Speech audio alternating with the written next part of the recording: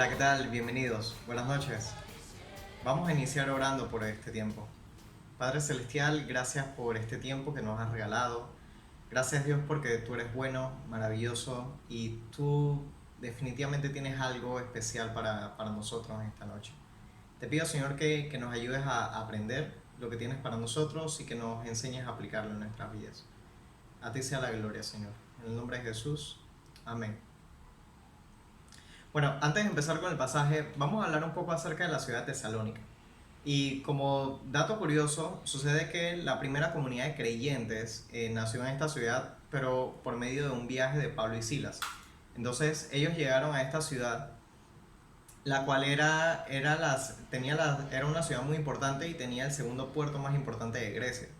Sucede que por toda la importancia logística y la gran afluencia de personas que había en este lugar, había una multitud de nacionalidades, de lenguas, de pensamientos, de corrientes filosóficas, de costumbres. Y sucede que en medio de toda esta gran mezcla, cuando Pablo y Silas llegaron, ellos fueron considerados alborotadores. ¿Por qué? Porque el Evangelio es radical, tan sencillo como eso. Sucede que con esto que los llamaron alborotadores, que empezaron a incitarlos, empezaron a hablar mal de ellos, empezó a ocurrir un movimiento como de confrontación o de búsqueda o de persecución de los cristianos. Hubieron cristianos que fueron calumniados, que quizás fueron encarcelados, algunos que inclusive hasta muertos.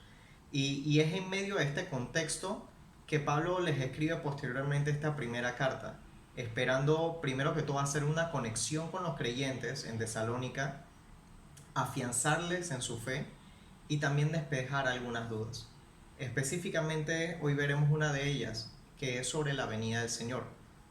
Entonces vamos a leer el pasaje en Primera de Tesalonicenses capítulo 4, versículos del 13 al 18, y dice así: Tampoco queremos, hermanos, que ignoréis acerca de los que duermen, para que no os entristezcáis como los otros que no tienen esperanza. Porque si creemos que Jesús murió y resucitó, así también traerá Dios con Jesús a los que durmieron en él. Por lo cual os decimos esto en palabra del Señor, que nosotros que vivimos, que habremos quedado hasta la venida del Señor, no precederemos a los que durmieron. Porque el Señor mismo, con voz de mando, con voz de arcángel y con trompeta de Dios, descenderá del cielo, y los muertos en Cristo resucitarán primero. Luego nosotros, los que vivimos, los que hayamos quedado, seremos arrebatados juntamente con ellos en las nubes, para recibir al Señor en el aire, y así estaremos siempre con el Señor. Por tanto, alentaos los unos a los otros con estas palabras. Y wow, qué impresionante, pero yo quisiera empezar con estas palabras, y es que Jesús marca la diferencia. ¿Y por qué hago énfasis en esto? Porque en el versículo 13 menciona que no quiero que ignoren estas cosas como los que no tienen esperanza. No quiero que se pongan tristes como los que no tienen esperanza. ¿Y de qué esperanza está hablando? Está hablando desde la esperanza de la vida eterna, de la vida eterna con nuestro Señor, con nuestro Salvador. Y es que sucede que para muchos el tema de la muerte es un tabú, es considerado como algo que es mejor ni hablarlo, hay un rechazo, hay miedo. ¿Y por qué será? Quizás porque para muchos es afrontar la realidad de que no le verán sino hasta dentro de un largo tiempo. O quizás porque para algunos es que más nunca le verán. Y claro que la pérdida de un ser querido duele mucho. No estoy diciendo que sea fácil, pero solamente quiero afirmar que como creyentes vemos la muerte de otra manera, porque tenemos esperanza, esperanza de una vida más allá de este mundo terrenal. Y hablando acerca de esta parte de terrenal, sucede que tanto la vida como la muerte forman parte de la experiencia que nosotros vivimos hoy en día, y es algo perfectamente normal. Y sucede que todo es pasajero. De hecho, Santiago, en el capítulo 4, versículo 14, él menciona que es vuestra vida. Ciertamente es neblina, que se aparece por un poco tiempo y luego se desvanece. Santiago compara la vida con la neblina, se esfuma, desaparece, instantáneo. Entonces, ¿qué ocurre con todo esto? Vemos esta escena donde Pablo les dice, hey, no se preocupen. Y después Pablo empieza a pintar esta escena donde les menciona que Jesús viene bajando del cielo, se escucha una gran trompeta. Aquellos que están, lo que nosotros llamaríamos muertos, en verdad, Él los llama que están durmiendo. Y que ellos se levantarán y resucitarán y estarán en el aire, se encontrarán en el aire con Jesús. Y los que estén vivos en ese entonces, los creyentes, ellos entonces ascenderán y se encontrarán con Jesús y los demás en el aire, en el cielo o en las nubes. Entonces es una escena magnífica, o sea, es algo que parece hasta surreal, pero lo es. Y ahora, ¿por qué podemos confiar en estas palabras? Porque confiamos en Jesús. De hecho, Jesús en Apocalipsis, en varias veces Él menciona que aquí yo vengo pronto, y lo menciona varias veces. Entonces podemos confiar en Él. De hecho, hablando un poco acerca de esto, de cómo sería imaginar las cosas, hay una canción que me gusta mucho que se titula Puedo imaginarme. Y dice más o menos así, como puedo imaginarme, soñar cómo será, puedo imaginarme al estar frente ahí, al estar frente a ti. Y es como wow, o sea, yo ni siquiera sé cómo será ese momento, cómo estaré o qué diré. Pero algo sí estoy seguro, y es que allí estaré, porque he puesto mi esperanza en Él. En el libro de Juan, en Juan 14:2, Él habla de que Él prepara moradas para nosotros.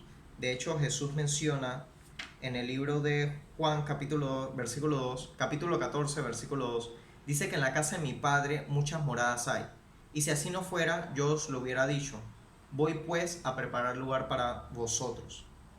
Es decir, que Jesús está preparando un lugar para ti y para mí. Y podemos confiar en estas palabras.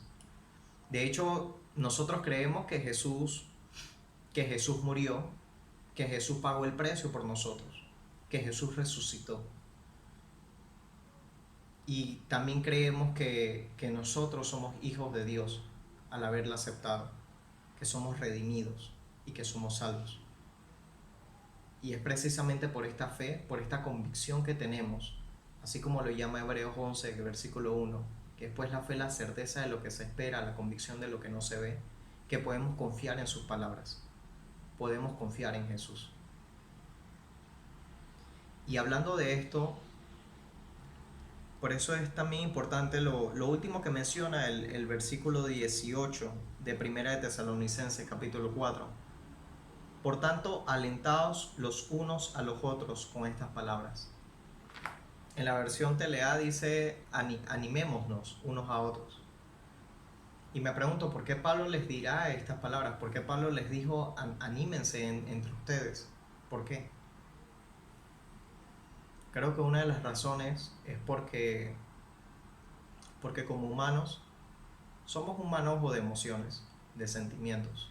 A veces estamos bien, a veces estamos mal. Y también porque la vida cristiana no se vive sola, se vive en comunidad. De hecho, por eso es importante el discipulado, para que crezcamos unos con otros. Como dice la palabra, hierro con hierro se forja. Entonces, es necesario esta parte de que nos exhortemos. Saben, hay muchos que dicen que quieren vivir la vida al máximo. Y sí es cierto, debemos vivir la vida al máximo, pero la vida al máximo en Cristo. Y es que necesitamos vivir llenos de esperanza, llenos de fe, llenos de gozo. Y para vivir de esa manera necesitamos a otras personas. Necesitamos crecer juntos. Y saben, hay algunos que quizás no estarán en ese momento. Y creo que por eso Dios ha permitido que todavía tengamos el día de hoy. Creo que por eso nos regala tantos días.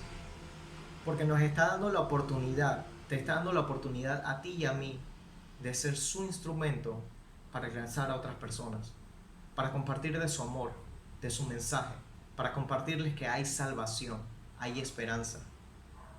En un mundo donde hay tanta necesidad, donde hay tanto miedo, tanta inseguridad, el mensaje de Jesús brilla. Y de hecho las palabras de él en Mateo 5:14 fueron de que nosotros debemos ser la luz del mundo. Mateo 5:14 dice: vosotros sois la luz del mundo. Una ciudad asentada sobre un monte no se puede esconder, ni se enciende una luz y se pone debajo de un almud, sino sobre el candelero, y alumbra a todos los que están en casa. Así que sí, tú eres la luz del mundo y debes brillar. Ilumina a todos los que están en tu casa y extiende, ve más allá. Ilumina en tu barrio, en tu edificio, en tu comunidad, en tu trabajo, en tu escuela, en tu universidad. Sé luz a donde quiera que vayas. Así que vamos a reflexionar sobre dos preguntas en esta noche, y la primera de ellas es: en una escala del 0 al 100, ¿qué tan seguro estás de que irás al cielo? Y la segunda es: ¿cómo podemos hacer para compartir esa esperanza con otros? Buenas noches, nos vemos.